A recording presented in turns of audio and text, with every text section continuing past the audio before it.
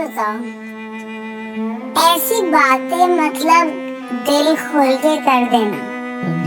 इतना स्टिग्मा है mental health को लेकर, इतने गट्स कहाँ से आप? भी हुए हैं, बीमार भी रहा हूँ, बीमार परिवार में भी लोग बीमार रहे, कई गुजर गए, तो मौतें भी देखी, तो मतलब लेकिन ये कुछ अलग है, बंदा मरता भी नहीं और मरा होता है।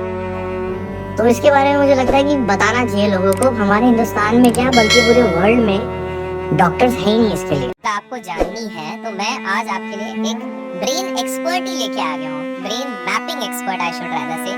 मेरे साथ है विकास नागरू जी। यस सर, कैसे हैं विकास जी आप? बहुत बढ़िया, और ऐसा लग रहा है कि ड्रीम्स कम ट्रू, मेरे साथ बात करने का मौका मिल रहा है।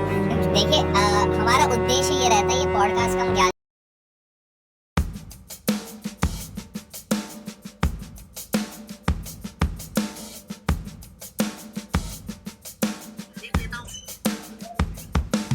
হ্যালো বন্ধুরা, ম্যাজিক দেখলে আসো। প্রথমে লাইক করে নিলাম চ্যানেলটা, তারপরে একটা সাবস্ক্রাইব করে নেব, তারপর একটা কমেন্ট করব, যে কোনো একটা কমেন্টে রিপ্লাই কমেন্ট করব।